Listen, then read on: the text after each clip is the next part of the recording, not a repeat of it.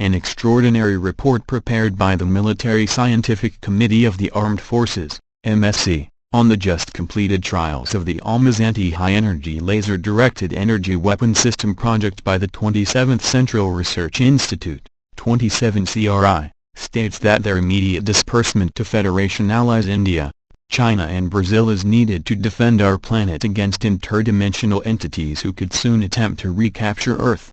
Important to note about this report are that the references to interdimensional entities contained in it date back to the Great Patriotic War, World War II, when then Soviet intelligence services confirmed the German Nazi regime's existing communication link with what can only be described as fallen angels, demons, but which our planet's oldest written records refer to as the gods. These fallen angels, this report explains, were once vanquished from our Earth about 5,000 to 6,000 years ago in what was then referred to by the ancients as the Great Overturning that nearly instantly froze millions of woolly mammoths of Siberia, destroyed the vast city-state known as Atlantis, and is recorded in the stories, religions and legends of all of our planet's peoples as the Great Flood. Most importantly, however, to have been destroyed in the Great Overturning, this report continues, was the main geographical area inhabited on the Earth by these fallen angels located from the Indian subcontinent, through the Himalayan mountain range to what is present-day Ukraine, and whose human offspring were known as the Aryan race. The two major Sanskrit epics of ancient India, the Mahabharata and the Ramayana, this report explains, fully details the interactions of these fallen angels with the Aryan race, including the use of their Vimana space vehicle described as an apparatus which can go by its own force, from one place to place or globe to globe. Verifying this incredible ancient claim of the power of the Vimana to not only transverse our own planet, but those of others too, this report says, can be found in the symbol of these fallen angels, demons called the swastika, being discovered all over Earth, including prior to World War II when the soldiers of the United States 45th Infantry Division proudly wore this symbol prior to rise of Nazi Germany. In fact, this report notes, the earliest known object with swastika motifs is a bird from the tusk of a mammoth from the Paleolithic settlement of Mizyn, Ukraine dated to 10,000 BC, and its ancient use has also been discovered in the Mississippian-era sites in the Ohio and Mississippi River valleys, the Hopi and Navajo Indians of North America and among the Celts, ancient Germans, Finns and too many other worldwide cultures to mention in just one video.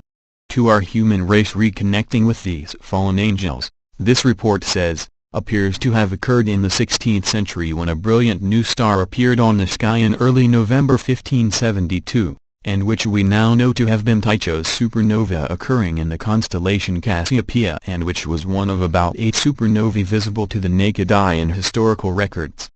More critical to note about the Tycho supernova, MSC experts in this report state, is that it also appeared to cause an interdimensional rift, allowing humans to once again communicate with the fallen angels, demons who had previously been expelled from our planet, the most important of whom was the personal astrologer-sorcerer to England's Queen Elizabeth I, John Dee.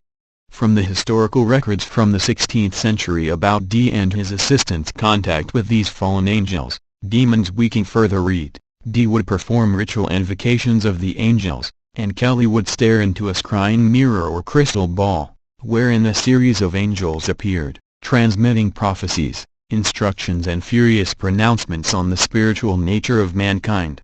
The angels were not charitable. Raging at the fallen state of humanity, who have only become progressively worse since being sent east of Eden, they consistently liken humans to harlots, not in the sexual sense, but in the sense that they weakly allow their attentions to be captivated by literally anything except God. Over years of actions, the angels described the ordering of the cosmos, a series of instructions for ritual invocations, predictions of apocalypse and events to come in European politics, and, finally, the angelic Orinochian language, which they explained was the language of humanity, spoken before the fall of Adam. For Dee, this was not magic, but religion. He supplicated himself to the angels totally. Kelly, though, was terrified of the spirits, considering them demons and constantly begging Dee to cease the sessions. Dee insisted on pushing ahead, overworking Kelly to exhaustion and keeping him virtually prisoner at Mortlake. The angels, for their part, detested Kelly, clocking immediately that he had previously engaged in demonic grimoire magic, and quickly became exasperated with both Dee and Kelly. Though Dee may have been the smartest member of the species, he was still perceived as an inconsequential gnat by the angelic hyperintelligences, particularly when Dee and Kelly began begging them for money. Kelly even asked if the angels could loan him money. But for all of Dee and Kelly's embarrassing lack of evolution, they would have to do, because the angels had a plan, and Dee and Kelly were on the hook. Put simply, the angels wanted nothing less than a new world order, run by divine principles, and proposed what must be one of the most dangerous ideas in Western history, a world religion, based on love and unity, a super-Christianity or terminal monotheism which would not only reunite Catholicism and Protestantism but even Judaism and Islam into a fused whole, all made possible, of course, by the technology the angels had provided for direct individual contact with the spiritual agents of God instead of relying on terrestrial authority or scripture. Combined with the foundation Dee had already laid for a temporal new world order under Elizabeth, this new religion would unite the souls of the entire globe, fusing all humanity into one state, and one church, all directed by the angels themselves, the New Jerusalem. So fervent were the angels that they commanded Dee and Kelly to present themselves to the court of Rudolph II, the Holy Roman Emperor, tell him he was possessed by demons, and command him to heed the angelic message. This was a death sentence, but Dee and Kelly, shockingly, made good on it. Rudolph ignored them, but the papal nuncio did not, and plotted their destruction. The Church, it seems, took Dee and Kelly's claims seriously, perhaps as a threat to their very existence. Humans talking to God without scriptural or institutional mediation was not on the menu.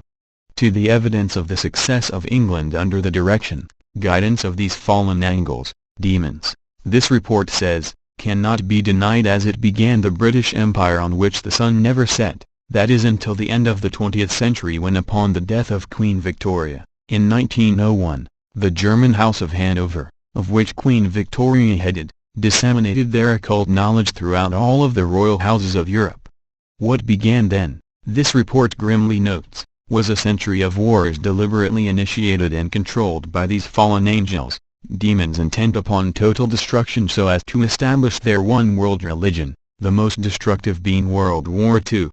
Causing World War II to be so destructive, this report continues, was the German Nazis' successful establishment of an interdimensional transport, communication device called Die Glocke, the bell, allowing for the first time since 1561 a Vimana-Air spacecraft to appear on Earth in 1937. The previous attempt of these fallen angels, demons to reintroduce their Vimana-Air spacecrafts on Earth since the Great Overturning, this report notes, occurred on April 14, 1561 when John Dee traveled to Nuremberg, Germany and using the occult mechanisms he had been taught by these entities caused to erupt a furious sky battle witnessed by all of the residents of the city, and in which the fallen angels, demons were defeated. By 1937, though, this report says, an intact Vimana-Air spacecraft was not only in the hands of the German Nazis, they were able to start duplicating it resulting in what are now referred to as the Foo Fighters, a term used by Allied aircraft pilots to describe various UFOs or mysterious aerial phenomena seen in the skies over both the European and Pacific theaters of operations. Even after World War II, MSC experts in this report say, the Nazi Germans' remaining Foo Fighters, along with the Die Glocke device, were secreted to Antarctica where they remain today, and attested to by numerous high-ranking present and former Russian military officials.